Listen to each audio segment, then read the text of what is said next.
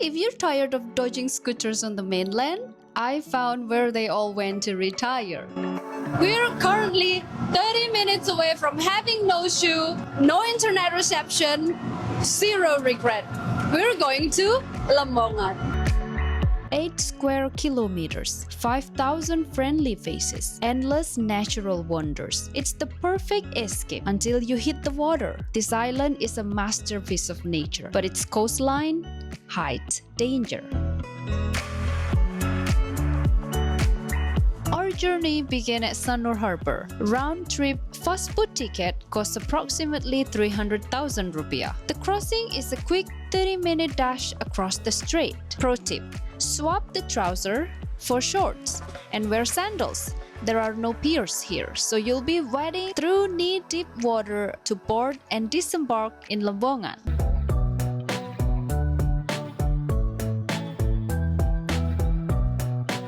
Welcome to the sleepy side of Bali!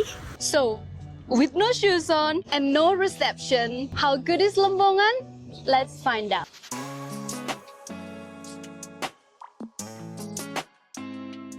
Our first stop is Song Lambung. This is a hidden slice of Lembongan paradise. Serene and breathtakingly beautiful.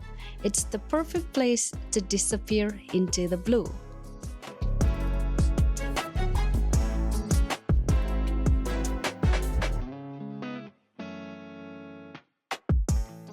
But don't let the calm fool you. I just saw this rip current pull swimmers out in seconds.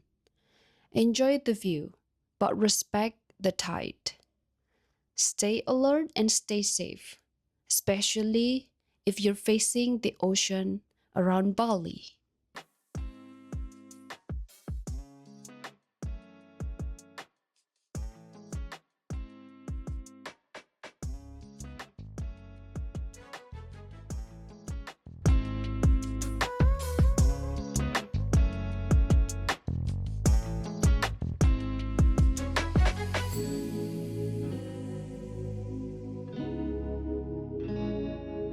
Our second stop is only a short walk away, the deck.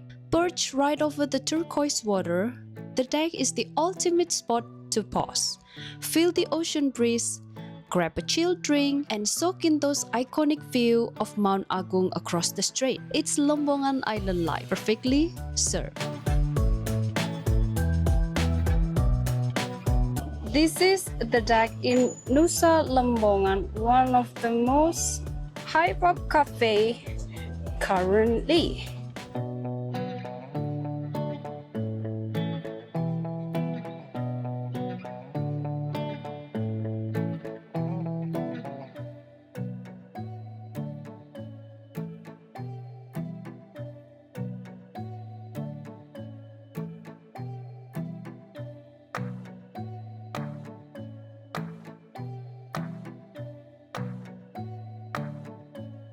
It's time to head out to the north side of the island.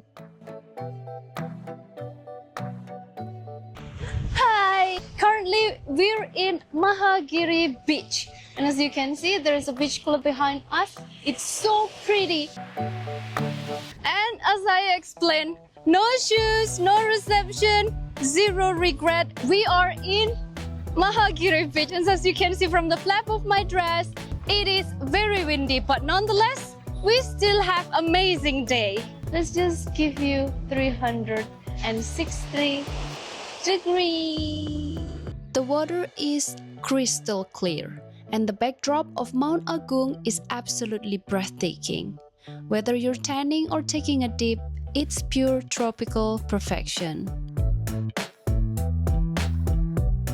Before we go further, a heads up on how to get around Nusa Lembongan and Nusa Ceningan. Scooter is king. This is how 99% of people explore. The roads are narrow and sometimes bumpy, so drive slowly. This is what riding in Lembongan is like. I have to also mention that there are no cars where you can drive yourself. You won't find regular cars here, just a small open-air truck which they call Bemos, and golf buggy for rent if you aren't confident on a bike. This is the Yellow Bridge, the iconic suspension bridge that connects Lembongan to its tiny sister land Nusa Ceningan. It's only wide enough for a scooter and a dream.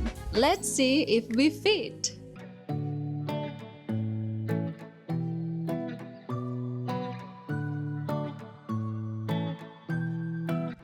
Throughout Lembongan, you'll see these geometric patches beneath the surface. Seaweed farm. These underwater squares are the heartbeat of the island. Seaweed farming is a local tradition here. You'll see farmers harvesting at low tide to produce everything from cosmetic to food. It's a beautiful, living patchwork across the ocean floor.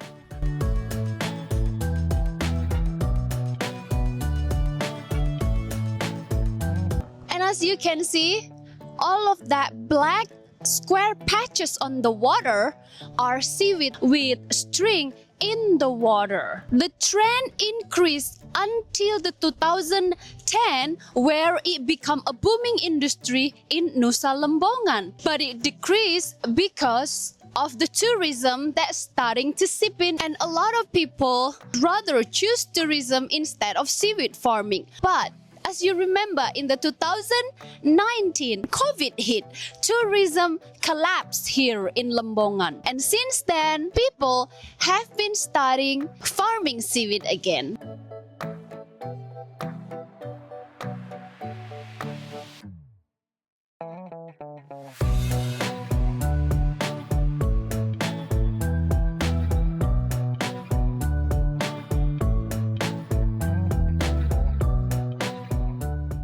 Tucked in between limestone cliff, Dream Beach is easily the most famous cove on the island. The sand is soft, the water is stunning turquoise, and the wave here pack a serious punch.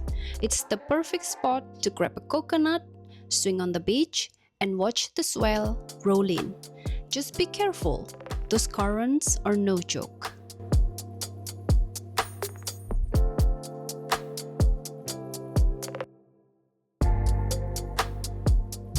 We're heading to the south now. Secret Point Beach. Hidden away on the tip of Nusa Ceningan, this spot is sanctuary for surfers and sunset seekers alike. It's famous for its world-class left-hand break. But even if you don't surf, the view from the cliff is unbeatable. Grab a seat, watch the pros tackle the swell, and soak in the raw, rugged energy of the coast.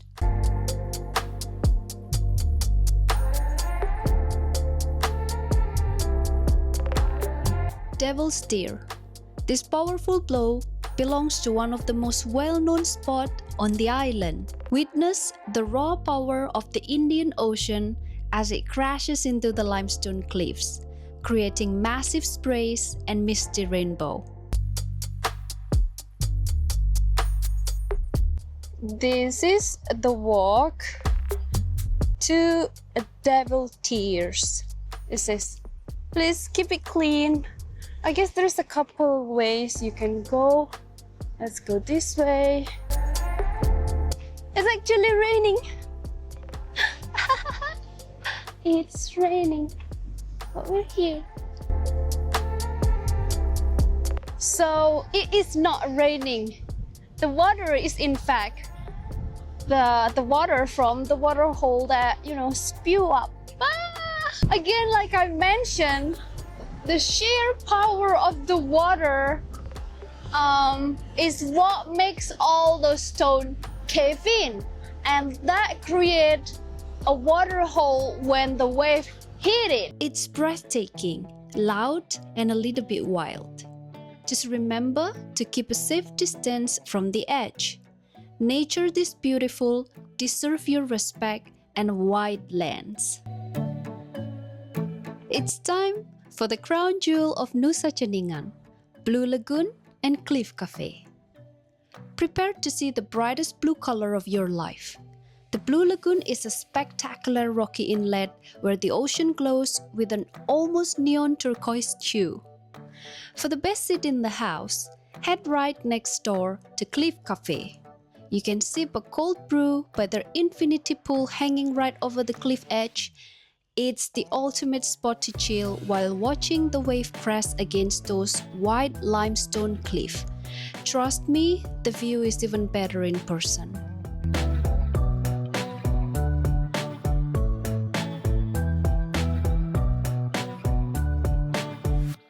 Hi, back with Novi here. It is rainy season currently in Indonesia. There has been a lot of accident happen on the boat. Couple friends told me that it would be best to come to Lembongan on dry season, which is starting from March all the way to August. But knowing me, I didn't listen and I came here and look at the day.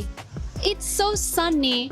It looks beautiful. Mind you, I didn't do any editing on this and the sea is just that blue. I hope you can hear the sound of the wave. It's so relaxing. This is KLFT Cafe, or if I didn't get it right, I'll put the name over here. This is one of the best cafe in my opinion to see Blue Lagoon. Lembongan and Ceningan is such a small island. You don't really need more than 2 days if you want to explore around. But if you don't want to spend any night in Lembongan or Ceningan, you can always come around 8 in the morning and go back with the boat around 4, which is the latest boat that goes from Lembongan to Sanur. It's time we talk about where to stay. Here's a pretty amazing small hotel called Indigo Blue Ceningan. If you want that front row ocean feeling without the luxury price tag, this is it. Indigo Blue is affordable, super clean, and feature an incredible saltwater infinity pool. Coffee table, wardrobe, and safe if you need it. That's the bathroom. This is a small room. It's so clean though. The toilet, mirror, and sink, the towel, and the shower. Wake up in a cozy bungalow, walk straight onto your deck, and watch the seaweed farmer work right in front of you.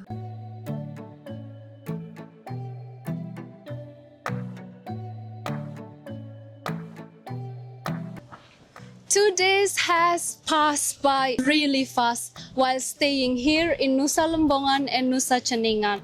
Two very important tips if you want to visit these two little islands. Cash is still queen. While more cafes take cards now, the ATMs on the island can be quote-unquote fuzzy or run out of money. Bring a backup stash of rupiah when you visit. And last but not least, slow down. Everything moves slower here. Don't plan a 10-stop itinerary.